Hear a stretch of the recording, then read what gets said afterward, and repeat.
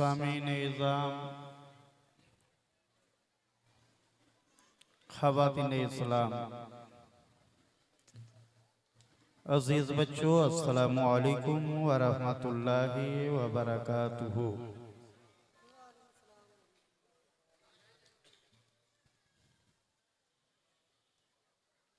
अल्हम्दुलिल्लाह अल्हम्दुलिल्लाहि व कफ़ा व सलामुन अला इबादिहिल्लज़ीना इस्तफ़ा, अम्मा बाद।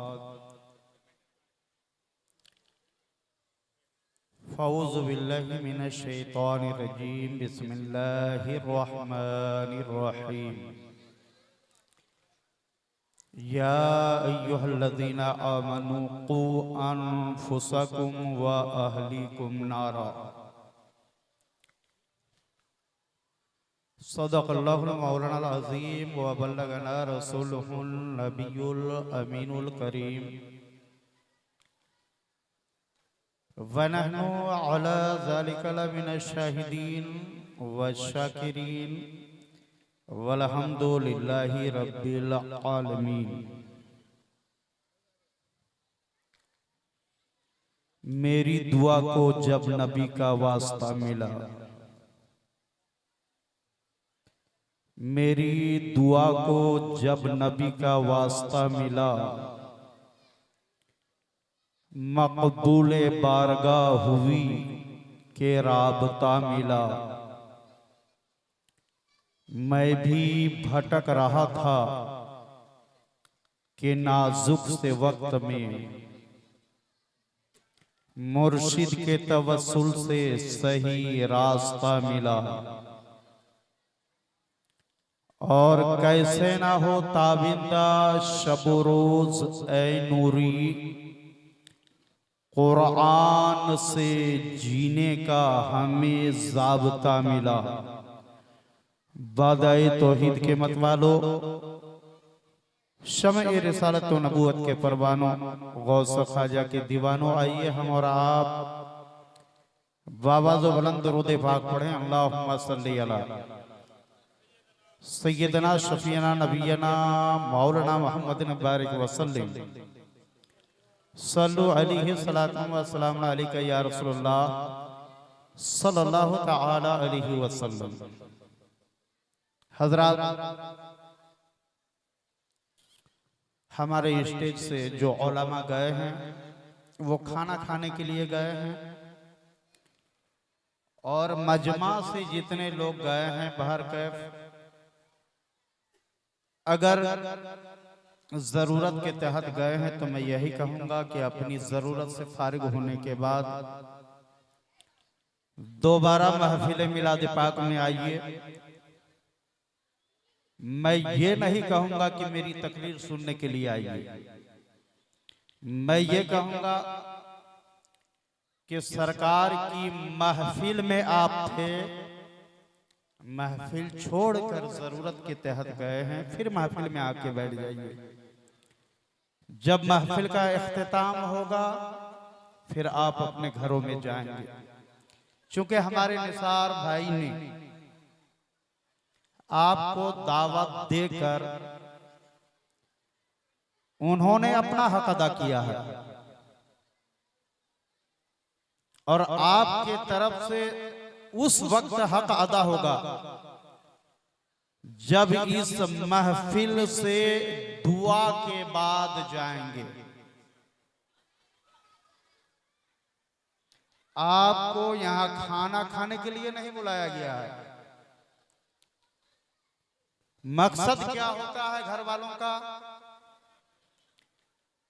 कि मिलाद पाक की महफिल सजेगी, तिलावत कुरान होगी, दुरूद के नजराने पेश किए जाएंगे, वाज़ो नसीहत होंगी, सलातो सलाम, दुआ, और वो ऐसी दुआ जिसमें कौम की फलाह व बहबूद छुपी हो।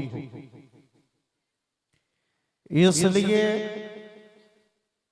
हक का तकाजा यह है कि जितने लोग आए हैं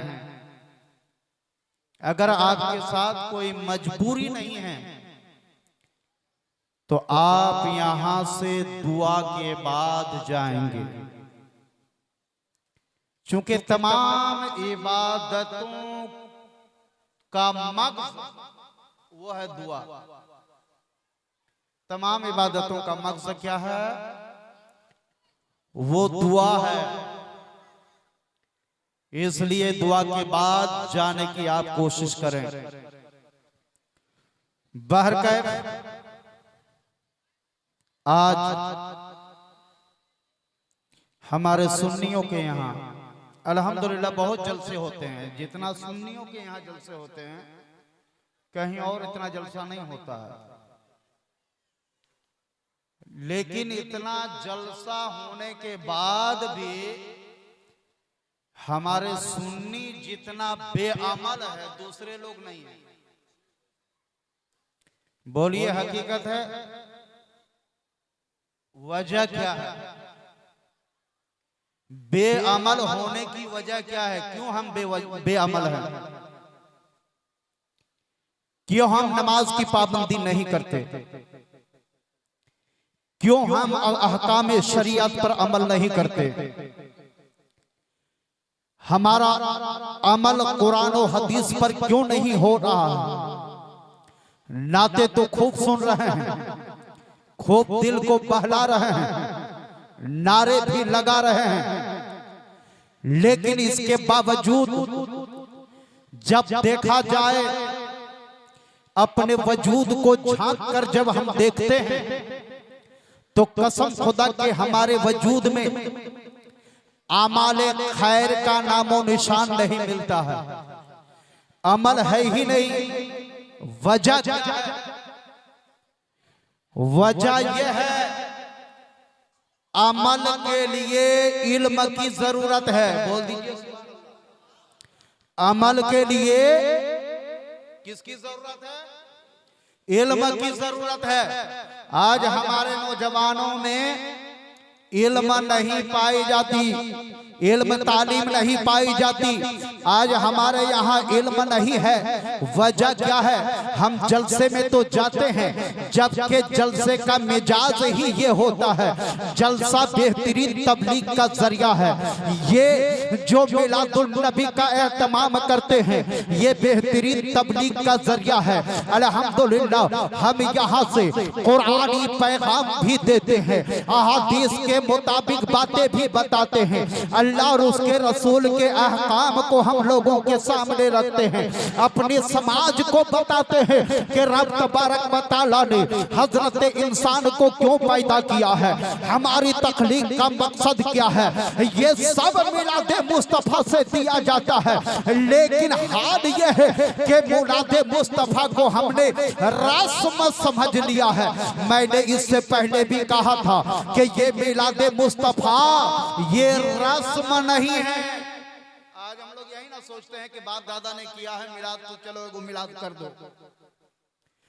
मैं अक्सर इस बात को कहता हूं कि अज़ीज़ान गिरामी ये मिलाद रस्म नहीं है।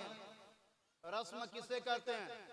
रस्म ये है कि आज है तो है, कल नहीं भी होगा तो कोई फर्क नहीं पड़ेगा। कल नहीं भी होगा तो कोई फर्क नहीं पड़ेगा, वो रस्म है। और मिलाद ये रस्म नहीं है, मिलाद तो इबादत है। क्या है बोलिए? मिलाद इबादत है। कसम खुदा की जिस दिन इंसानी वजूद से ये इबादत खत्म हो जाएगी, इंसान का वजूद खत्म हो जाएगा।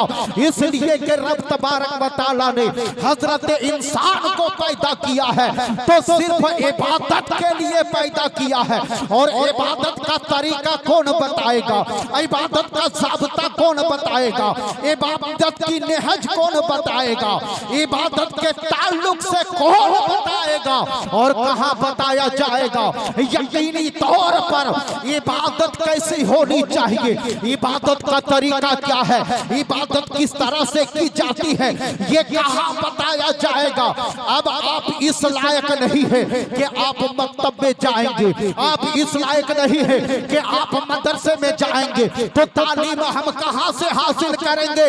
अरे वाहिद जरिया हमारे लिए यही मिलादे मुस्तफा है कि मिलादे मुस्तफा में हम आएंगे और यहीं से दीन का ज़ाब्ता सीख कर जाएंगे।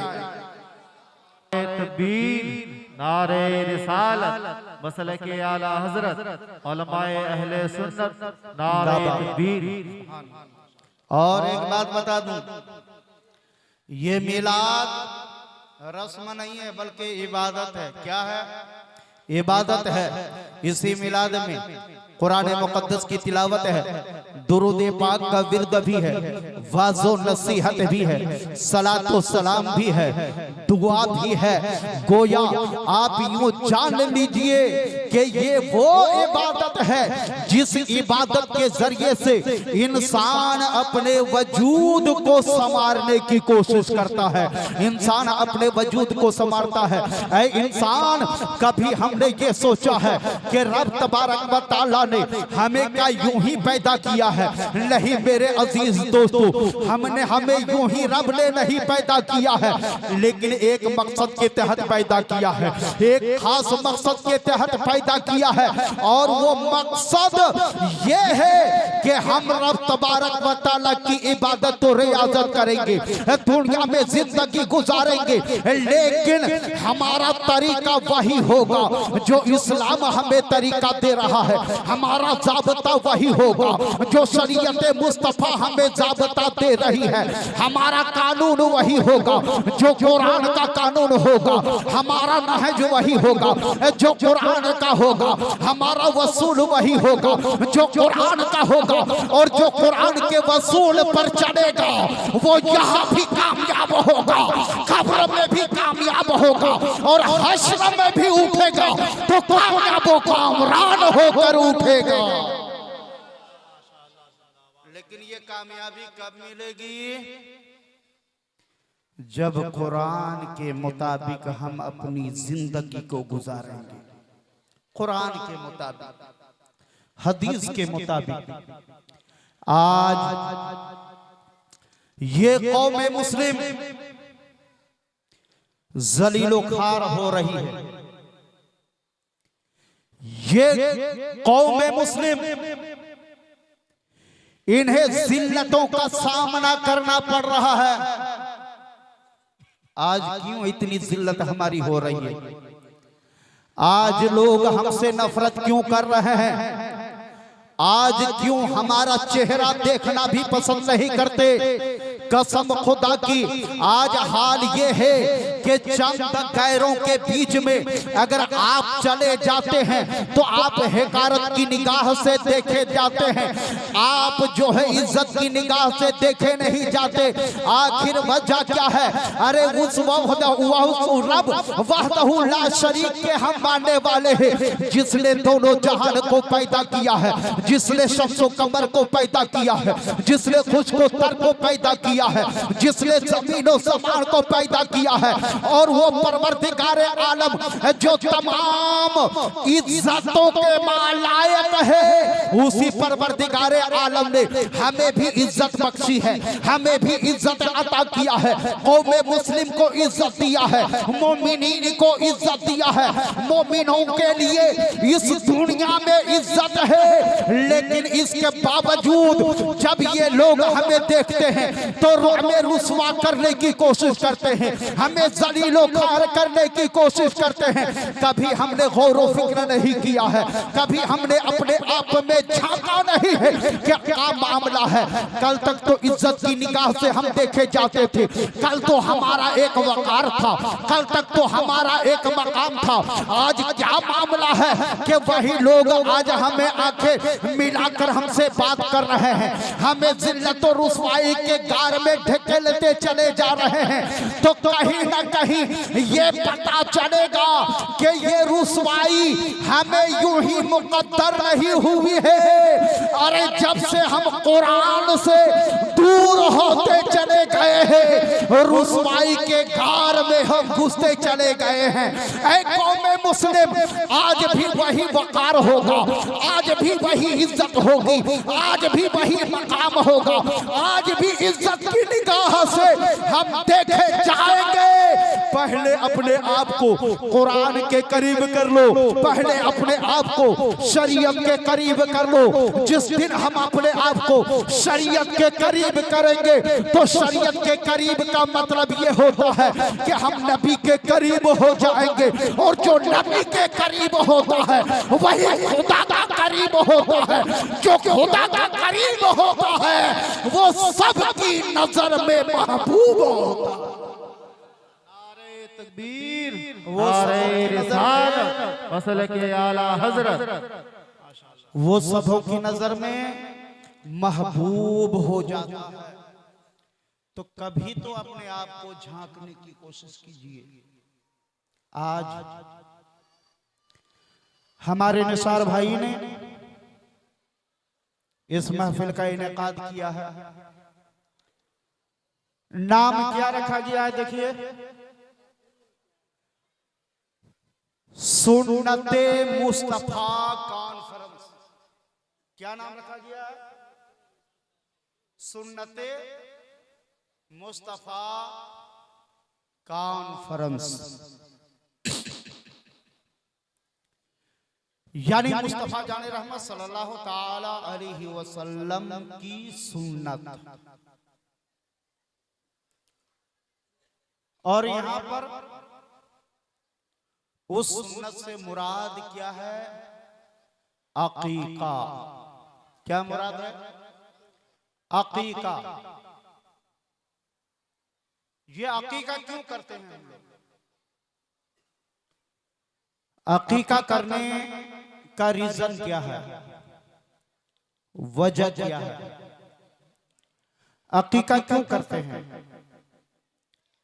अगर हम अकीका ना करें तो इसमें कोई नुकसान है? और अकीका करना ये फर्ज है, वाजिब है, सुन्नत है? क्या है? या हम में से वो इंसान जिसका अकीका ना हुआ हो, वो क्या करेगा? ये चंद बातें जो इस वक्त मेरे ज़हन और फिक्र में है, अगर आप चाहेंगे तो मैं आपको बता सकता हूं, नहीं चाहेंगे कोई बात नहीं, मैं जानता हूं।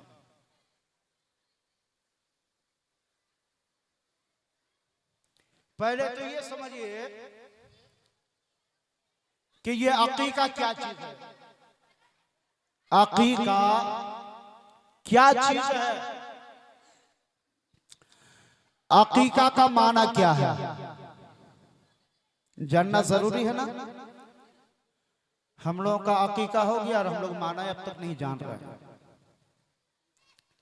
या इरादा किए हुए हैं कि औलाद होगी या नवासा नवासी नाती पोता कुछ भी होंगे तो हम अकीका करेंगे। लेकिन क्या जानते हैं कि ये अकीका है क्या चीज? जानना जरूरी है मेरे भाई। किसी भी काम को कीजिए ना तो उस काम के करने से पहले उस काम का पूरा डिटेल जानने की कोशिश कीजिए। बिलखुसूस हमारे नौजवान आज शोरूम में जा रहे हैं मोबाइल खरीदने के लिए। जहां वो मोबाइल लेने का इरादा करते हैं ना, तो 1 महीना 2 महीना पहले से सर्च करते रहते हैं कि कौन सा मोबाइल ठीक रहेगा। कौन से मोबाइल की क्वालिटी क्या है, रैम क्या है, फलना क्या है, ढिमका क्या है, ये सब पहले से तहकीक करते हैं हम लोग। गाड़ी खरीदने के लिए जाते हैं, कौन सी गाड़ी हमारे लिए लाभदायक है, फायदामंद है, सूदमंद है, हम उसकी जानकारी लेते हैं। लेकिन जब कभी हम कोई दीन का काम करते हैं तो फिर क्यों ये हमारे ज़हन, हमारी फिक्र उस तरफ नहीं जाती कि पहले इसके बारे में हम तहकीक करें कि यह है क्या चीज, जानना जरूरी है। तो अकीका, ये अकीका लफ्ज जो है, ये अरबी ग्रामर में अगर आएंगे तो अकुन, आइन काफ जबर अक, काफ दो पेश कुन, अकुन से ये अकीका बना। डिक्शनरी में जब अकुन का माना आप ढूंढने जाएंगे तो माना मिलेगा काटना। क्या माना मिलेगा? काटना। क्या माना मिलेगा? काटना। अच्छा, किसी चीज को जब काटा जाता है तो काट करके उसको अलग ना किया जाता है, जोड़ने के लिए तो नहीं काटते हैं, बल्कि अलग करने के लिए काटते हैं। किसके लिए काटते हैं? अलग करने के लिए काटते हैं। जोड़ने के लिए वो दर्जी लोग होंगे जो कपड़ा काटते हैं तो जोड़ने के लिए, लेकिन आमतौर पर कोई चीज अगर काटा जाए तो मकसद उससे होता है इसको हम अलग करेंगे। तो अकुन का माना जो है अहले जुबान, जुबान वाले, डिक्शनरी में देखिएगा, लोगात में देखिएगा तो माना मिलेगा काटना, जुदा करना, जुदा करना। तो अकुन से ये अकीका बना। तो अकीका में कौन ऐसी चीज है जिसको इंसान से अलग किया जाता है? इंसान से अलग किया जाता है।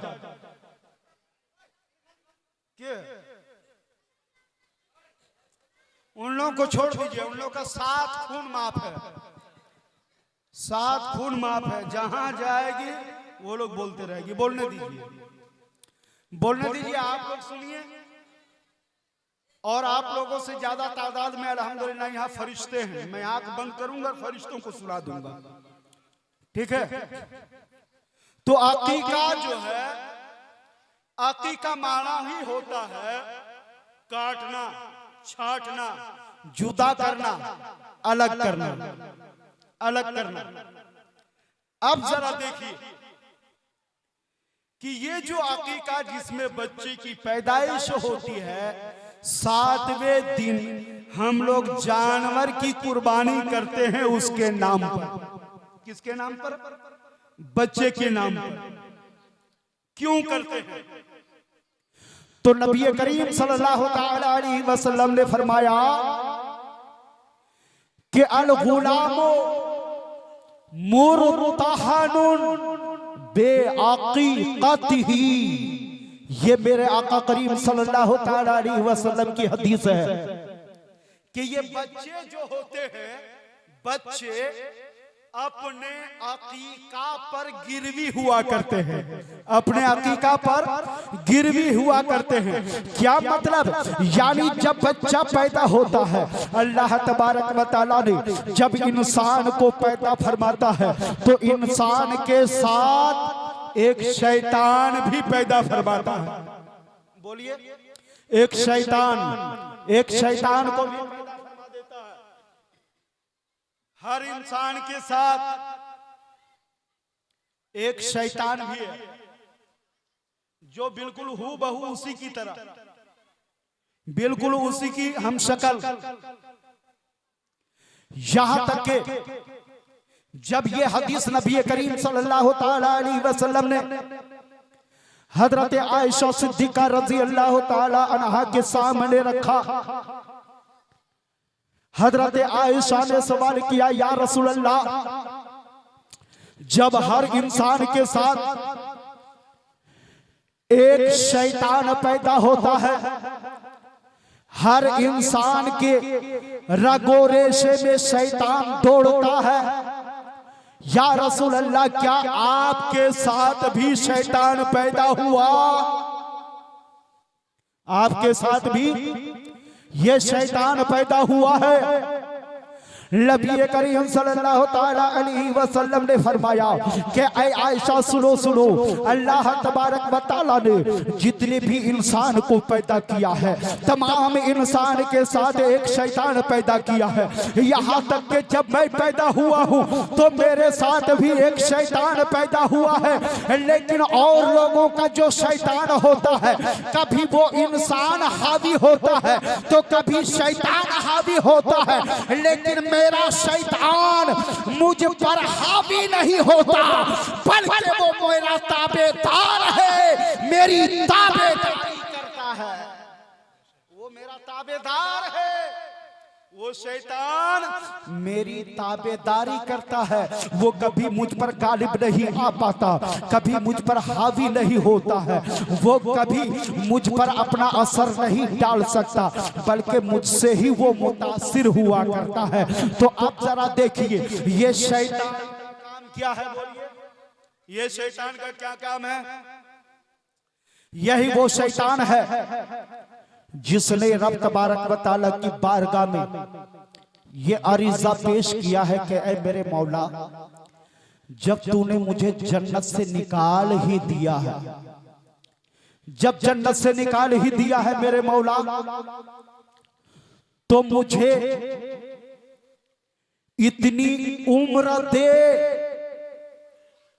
कि क़यामत तक मैं तेरे बंदों को बहका सकूं। किसने किसने ये उम्र मांगी, बोलिए? शैतान ने। किसने? शैतान ने। किससे? रब तबारक व तआला से। क्या है मेरे मौला, मुझे इतनी उम्र दे कि कयामत तक मैं तेरे बंदों को बहका सकूं, कयामत तक तेरे बंदों को मैं क्या कह सकूं? बहका सकूं। रब तबारक व तआला ने फरमाया, क्या इब्लीस जा, मैं तुम्हें वक्त मालूम यानी कयामत तक मैंने तुम्हें उम्र, तुम्हारी उम्र को बढ़ा दिया है, लेकिन सुनो सुनो, जो मेरा वफादार होगा, जो मेरा ताबेदार होगा, जो मेरा मानने वाला होगा, जिसके दिल में मेरा पक्का ईमान होगा, जो मेरी वहदानियत का इकरार करता होगा, जो मेरे नबियों को मानता होगा, जो कुतुबे समावी को मानता होगा, जो फरिश्तगाने रब्बानी को मानता होगा, जो बेसो हस्र को मानता होगा, जो मौतो हयात को मानता होगा, जिसका ईमान मुझ पर है, तुम उसे बहका नहीं सकते हो। जिसका ईमान मुझ पर नहीं है, सिर्फ तुम उसे बहका सकते हो।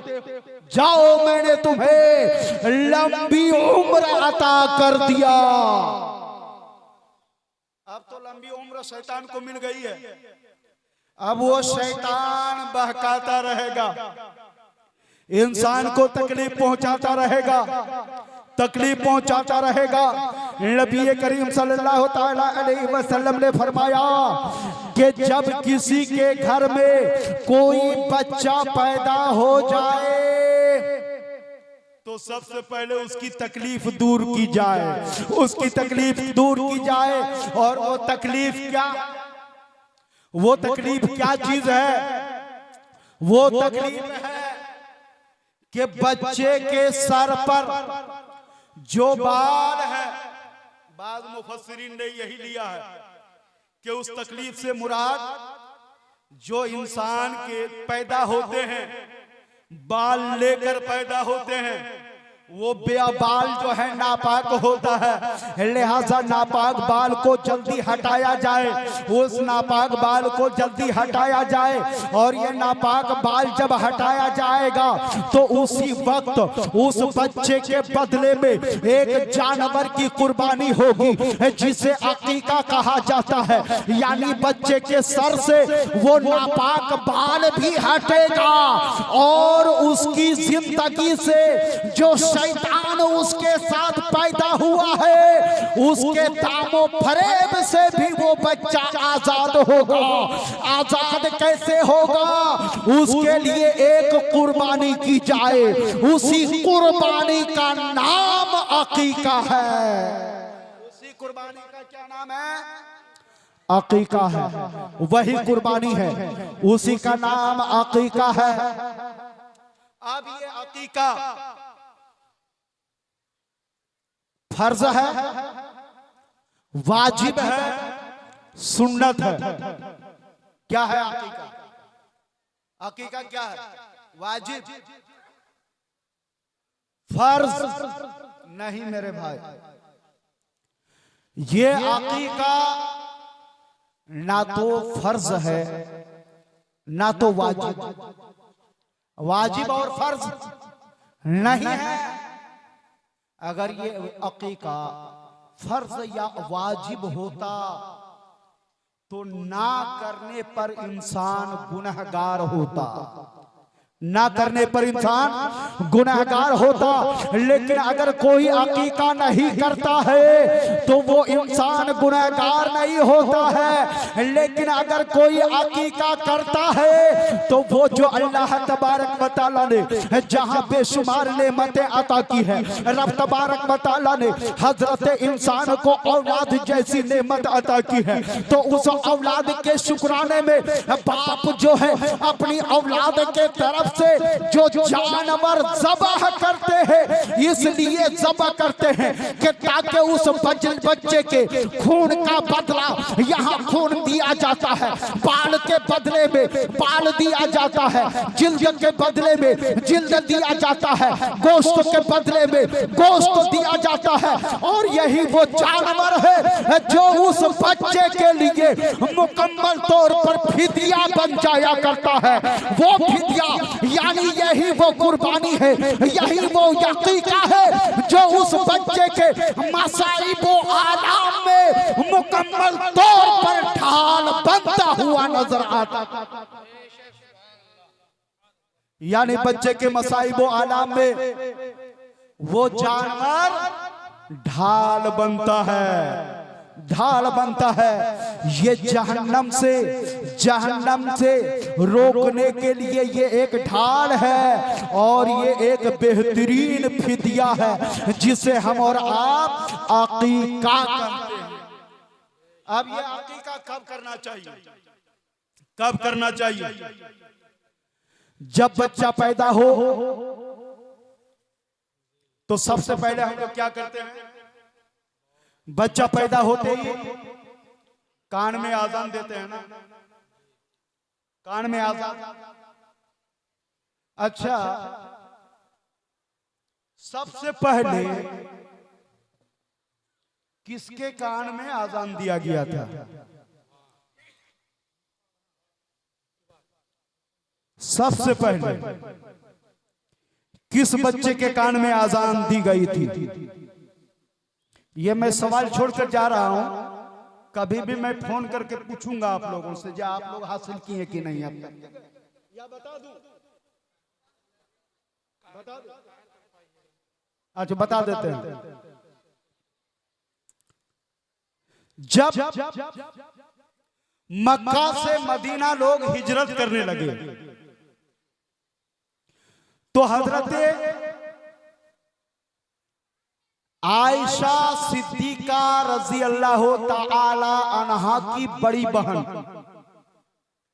हजरत अबू बकर सिद्दीक रजी अल्लाह ताला अन्हु की बेटी हजरत आसमा बिन्ते अबू बकर, ये हमला थी। ये क्या थी? ये हमला थी। मक्के से मदीना हिजरत कर रहे हैं उस वक्त जब मक्का से मदीना हिजरत कर रहे थे सहाबाए कराम, एक अफवाह उड़ी हुई थी कि मक्के से जितने लोग मदीने आ रहे हैं किसी के घर में कोई बच्चा पैदा नहीं होगा, इसलिए कि उन लोगों में जादू किया हुआ है। क्या किया हुआ है? जादू किया हुआ है, किसी के घर में कोई बच्चा पैदा नहीं होगा। ये अफवाहें मदीने में फैली हुई थी, लेकिन हिजरत के बाद जो सबसे पहला बच्चा मदीने में पैदा हुआ हजरत अस्मा बिन्ते अबू बकर सिद्दीक रज़ी अल्लाह ताला ये फरमाती है कि जैसे ही मेरा बेटा यानी हजरत अब्दुल्ला इब्ने जुबैर पैदा होते हैं, मैं फौरन लेकर के नबी करीम सल्लल्लाहु ताला अलैहि वसल्लम के बारगाह में मैं जाती हूँ, नबी करीम के गोद में वो बच्चा मैं देती हूँ। आका करीम सल्लल्लाहु ताला अलैहि वसल्लम ने फरमाया कि खजूर लाया जाए, लिहाजा खजूर लाया जाता है। मेरे आका ने खजूर को चिबाया है, चिबाने के बाद अपना लोआबे मुबारक यानी अपना थूके मुबारक हजरत अब्दुल्ला इब्ने जुबैर रज़ी अल्लाह ताला अन्हु के मुंह में रखते हैं। यानी अब्दुल्ला इब्ने जुबैर वो खुश नसीब बच्चा है जिसके मुंह में सबसे पहले यानी माँ के दूध से भी पहले सरकारे दो आलम सल्लल्लाहु अलैहि वसल्लम का लोआबे मुबारक गया हुआ था, लोआबे मुबारक गया हुआ था। यानी खजूर से तहनीक कराई और उस बच्चे के लिए आजान भी कही गई है और दूसरे कान में तकबीर भी कही गई है। अब एक मसला ये भी आता है कि जब बच्चा पैदा होता है तो आजान क्यों दी जाती है? अज़ीज़ाने गिरामी, आप तो अच्छी तरह जानते हैं कि जब आजान दी जाती है शैतान भागता है। यानी जब लो मौलूद बच्चा दुनिया में आता है उसे एक घबराहट होती है कि मैं कहाँ आ चुका हूँ, मैं कहाँ आ चुका हूँ। लेकिन जब उसके कान में आवाज आती है अल्लाहु अकबर की, जब ये आवाज आती है तो वो मुतमईन हो जाता है, वो पुरसुकून हो जाता है और वो समझ जाता है कि अब भी मैं अल्लाह के मुल्क में हूँ। पहले भी अल्लाह के मुल्क में था, अब भी मैं अल्लाह के मुल्क में हूँ। पहले भी अल्लाह का नाम सुन रहा था, आज भी अल्लाह का नाम सुन रहा। नारे तकबीर, नारे रिसालत, मसलके आला हजरत, मजहबे इस्लाम जिंदाबाद जिंदाबाद। सुभान अल्लाह, बहुत अच्छे। तो बच्चों से मसाइबो आलाम को दूर करने के लिए, गम रंज से आजाद करने के लिए नबी करीम सल्लल्लाहु ताला अलैहि वसल्लम ने फरमाया कि बच्चे के कान में आजान दो। अब ये है कि ये आजान कई मर्तबा देंगे, कई मर्तबा ये आजान देंगे,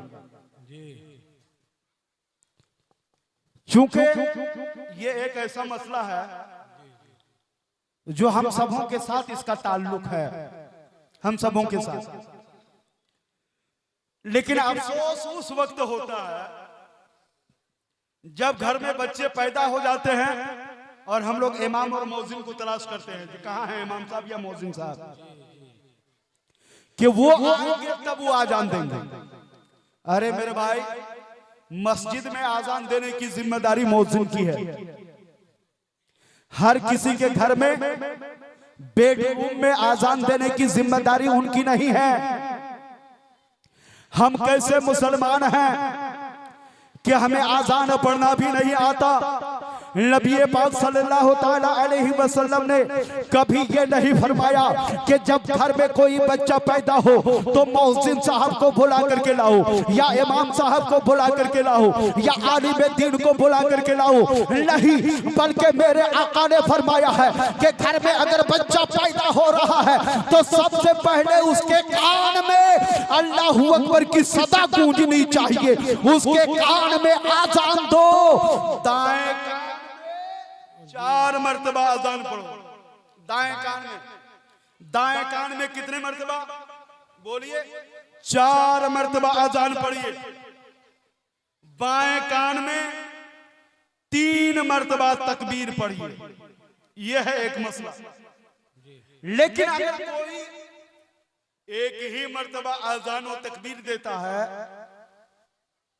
तो क्या सुन्नत पर अमल नहीं होगा? बेशक सुन्नत पर अमल होगा, बेशक सुन्नत पर अमल होगा। लेकिन ये घर के गार्जियन की जिम्मेदारी है कि जब घर में कोई बच्चा पैदा हो तो उसके कान में आजान दी जाए। 7वें दिन सर का बाल उतारा जाए, बाल के वजन के बराबर चांदी, अगर रब ने ज्यादा वसात दी हो तो सोना आप सदका कीजिए। और उसी दिन आप एक अच्छा नाम रखिए। क्या रखिए? अच्छा नाम। चिंटू, मिंटू, रिंकू, कोई एक नाम रख दीजिए। नहीं मेरे भाई, कभी भी ऐसा नाम मत रखिए, कभी भी ऐसा नाम मत रखिए। हजरत उमर फारूक के दौर में एक शख्स आया और आकर के बारगाह उमर में अर्ज किया, या अमीरुल मोमिनीन, मैं अपने बच्चे के खिलाफ मुकदमा लेकर के आया हूं, अपने बच्चे के खिलाफ। क्या मामला है? कहा मेरा बेटा जिसकी हर फरमाइश को मैंने पूरी किया, मेरा वो बच्चा जब जिस चीज को मांगा है मैंने अपनी तमाम तर ख्वाहिशों को कुर्बान करके उनकी एक एक फरमाइश को मैंने पूरा किया है। आज वही बच्चा है जो जुबान भी लगाता है, मुझे धक्के भी देता है, मुझे मारता भी है। इसलिए मैं आपकी बारगाह में ये फरियाद लेकर के आया हूं, मेरा फैसला किया जाए। हजरत उमर फारूक रजी अल्लाह ताला अन्हु जलीलुल कद्र सहाबी है। वो सहाबी ऐसे बारोब सहाबी, अगर शैतान को पता चल जाए कि उमर आ रहे हैं तो शैतान अपना रास्ता काट कर निकल जाता है। वो जलीलुल कद्र सहाबी रसूल खलीफाए दो हजरत उमर फारूक रजी अल्लाह ताला अन्हु है। वो कहते हैं कि आने वाले इंसान अपने बेटे को बुला करके ले आओ, लिहाजा वो बच्चा भी आ जाता है। अब एक तरफ तख्त पर हजरत उमर फारूक रजी अल्लाह ताला अन्हु है, फरियादी के तौर पर एक इंसान खड़ा है, सामने उसका बेटा है। कहा यही मेरा बेटा है, यही मुझे गाली गलौज भी करता है, यही मेरा बेटा है जो मुझे मारता पीटता भी है, मुझे इसकी तकलीफों से आज निजात मिलनी चाहिए। लिहाजा हजरत उमर फारूक है बेटे की तरफ इल्तिफात करते हैं, मतवज्जो होते हैं और कहते हैं कि ऐ बेटा, अरे तू अपने बाप को तू गाली गलौज करता है, अपने बाप को मार पीट करता है, तुम्हें पता नहीं कि बाप का मकाम क्या है? क्या तुम्हें पता नहीं कि बाप का वकार क्या है? क्या तुम्हें पता नहीं कि बाप का मनसब क्या है? अरे अगर तुम्हारे माँ के कदमों के नीचे अगर तुम्हारे लिए जन्नत है तो यही बाप तुम्हारा दरवाजा है। जब तक इस दरवाजे की हिफाजत नहीं करोगे उस वक्त तक तुम जन्नत में जा नहीं सकते।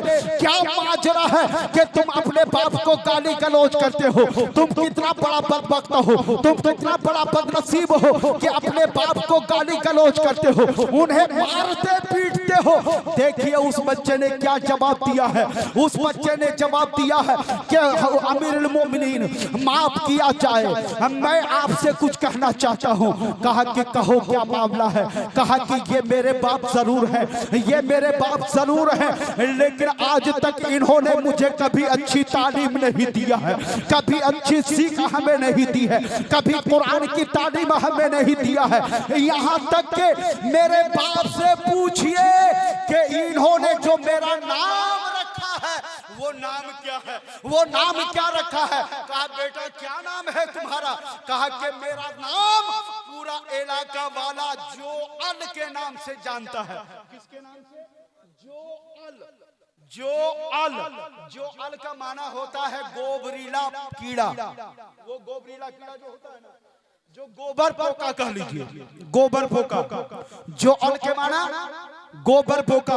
अब बताइए, अब जरा गौर व फिक्र कीजिए, वो बेटा अमीरुल मोमिनीन की बारगाह में दस्ता खड़े हैं और वो शिकायत कर रहे हैं कि मेरे ये बाप है, कभी मुझे कुरान की तालीम नहीं दिया है, कभी दीन की बातें मुझे बताया नहीं है, माँ का मकाम क्या है कभी नहीं बताया है, बाप का मकाम क्या है कभी नहीं बताया है, इस्लाम क्या है मुझे नहीं बताया है, इस्लाम के अरकान क्या है मुझे नहीं बताया है, इस्लाम का तकाजा क्या है मुझे नहीं बताया है, रब ने हमें क्यों पैदा किया है मुझे बाप ने नहीं बताया है। और यही बाप जब मुझे पुकारता है तो जो अल कह के पुकारता है, आज मैं जो कुछ कर रहा हूं उस बुरे नाम का नतीजा है जो मेरे बाप ने मेरा रखा, उसी बुरे नाम का नतीजा।